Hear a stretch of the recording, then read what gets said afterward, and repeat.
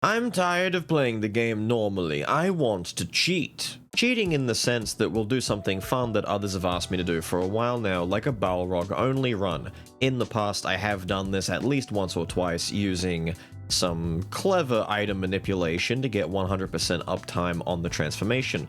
The problem is that the Balrog transformation still mostly counts as a quintessence, which means a lot of the item boosting damage effects don't really do much for it. You need items and effects that boost quint damage, because Balrog here still counts as a quint. This makes Balrog runs rather weak, and they drop off as quickly as Act 2 and just stop being as fun to watch. But what if I open up a cheat menu?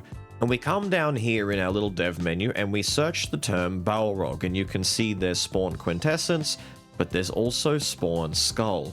That is because most transformation effects in the game, whether it's a quintessence or just another state of being, including super duper OP skull when you first do the story mode, and many other transformed states, are saved in the game as independent skulls. This is why when you press the button, it turns you into that particular character. So when I pick up Balrog, we now just have Balrog. Like, we're just him now. And I can actually swap out and go back into Little Skull as though this was just a skull. And when I press the swap button, we become Balrog. There is no effect for becoming Balrog, so he doesn't have an attack on demand. Now, something else you might be wondering is, what happens when the duration bar down the bottom runs out? Great question. What does happen when the bar runs out? What happens when the... when? Or if you enjoy my videos and want to see more, don't forget to subscribe. I'm extremely proud to say that more than half of you guys are subbed, which isn't always the case for creators, especially considering a lot of you are also new to my channel. Hi, welcome. But chances are you're still being kept in the dark by YouTube because of this dumb little notification bell. A very small percent have set this bell to all, meaning the large majority of my viewers are unaware when I release a new video. I put out new ones all the time, whether it's new roguelikes, demos, single player, online, good games, bad games, the list goes on. So don't miss out and be sure to subscribe and set that dumb little bell to all. It helps keep my channel alive so I can continue to make videos like this one for all of you awesome dudes out there. You can also join my Discord linked in the description down below to be notified when new videos or streams go live. It's a fun community over there. You'll enjoy it. They make fun of me a lot. Thank you for your time. Back to the video. Oh, this is gonna be good. We have a very limited amount of time before the entire screen turns into a giant mess of explosive spaghetti looking diarrhea, just stupid nonsense. So I need to quickly get through all of this as quickly as possible before the inevitable rapture. On the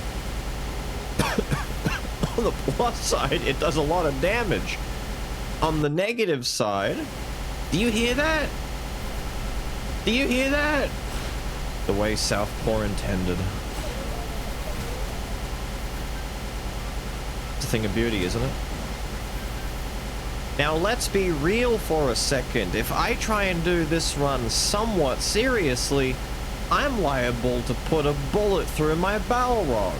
So let's do a little bit of map skipping and make our way to our good friend Tree. I feel like there's an eco-friendly group out there somewhere who would still somehow get really upset with me for what I'm doing here. Yggdrasil died! I'm not gonna open the chest because I'm annoying that way. Let's go to chapter 2. How about next stage? How about next stage? There we go. Next stage is the button I was looking for. They throw their coats off. I want a version of the sisters where they keep their coats on. I do my attack and miss. The sisters come slamming down. Look at all the damage they're taking, dude. Oh my god, it's so good. I'm so... Dude, we are so good at the game. And the sister's dead! Hey, let's skip to the... Let's go. This is good, right? We'll go here. We'll go here. You guys really want to see... I can't... Alright, you know... Look at how we're destroying this. By the way, all I have is this stuff. I don't even need, you know, some of these things. I'm so good, dude. We're rocking it. Get over here. Oh, yeah. Nah, I jumped that. I jumped that. I have a date with Daddy. I can't be sitting here this long. Okay, that one's broken.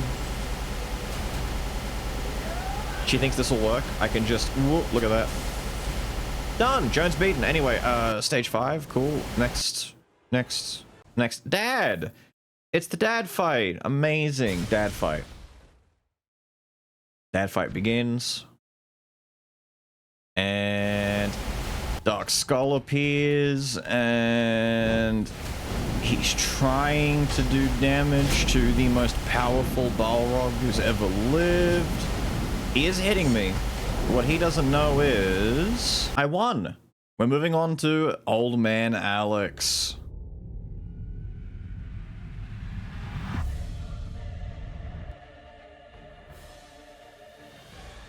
It's time. And just like that, I've defeated Old Man Alexander. I've broken the game somehow. I'm stuck in limbo. I'm unable to escape. Whenever I try and go to the next map, it's doing this. Yep, we're stuck. We're broken. We're stuck. Now I hear you asking, Beals, what other fun characters can we play as? Did you know that if you search up Guard, the first one in the Skull spawn pile, Chief Guard, is the very, very temporarily playable Guard Captain character from the tutorial of the game, who plays a lot like Paladin. Just, you know, much weaker and much worse. You can even take a look at his little portrait over here, which is very tiny and funny looking. He has no text written down for anything because he's not intended to be a character that you can play with or really use. If we skip ahead a little bit and we put ourselves into a combat scenario, you can see he does magic damage on his abilities, the way that Paladin always used to do and still does today. How amazing is that? But he does still do physical damage on his regular hits, which will upset a lot of people because they don't like the fact that hybrid characters exist in the game. His dash is very shallow though, which is kind of weird. Like, it feels like his dash should go further, but it doesn't. That cool slash through at the end is nice though. I wouldn't try and do a full run with this guy. He's not bad or anything, it's just, you know, I don't want to. I may as well show you how to get the most powerful version of Skull in the game. It's one that I mentioned a second ago. So if you come into your little filters over here and you turn off all of the other filters for rarity, and you only look at common, we have Skull, we have several other versions of Skull, and Skull. We have Skull Emperor Ending. You ignore that one because it's an incorrect one. It's the one I just picked up and it's wrong. You pick the one below it, the one that just says Skull normally, and you now have Turbo Skull. This is the special ending version of Skull with all of his power jacked up into extreme levels. His abilities, everything, it's all absolutely ridiculous. You can see the little buffs down the bottom with the witch buffs that she's given him. You can also hear a motorcycle in the back because that guy has a really big penis and he needs to let us all know about it. Anyway, let's go to the next map. Let's go show you what this little guy can do. He's crazy.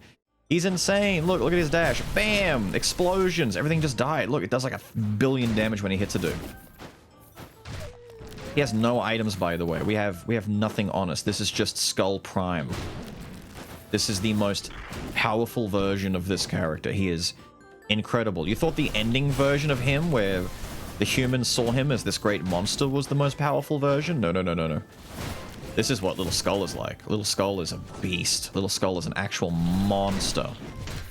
He's just so powerful. The only thing that can stand against him, I guess, is plate armor, because everyone knows plate armor is awful, and we hate it, and it sucks. I found a version of Mummy that doesn't do anything, and he seems pretty broken. I found... what is... Wait a minute.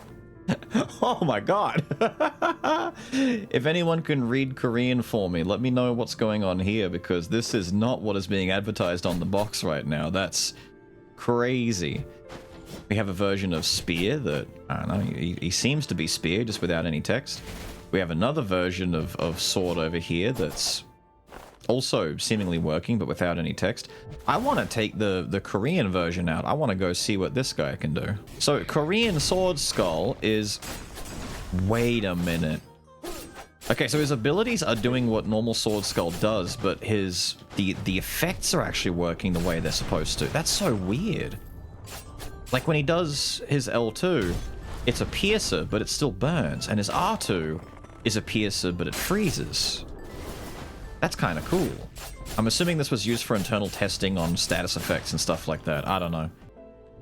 Okay, whoa. That item just gave me 10,000 health. Hello? Alright, I'm doing no damage. I was... What? Wait a minute. Ah, it's magic damage. Okay. Okay. Good luck, dude. You'll be hitting me for a while at this rate. Yep, more testing items, I guess. But I have no idea... I have no idea why they're only boosting magic damage. What am I looking at here? What am I... What? Oh. Oh, I've picked up the elusive invisibility skull. I guess the Invisible Man was added. Funny enough, this is actually in the... Yep, I'm sword again.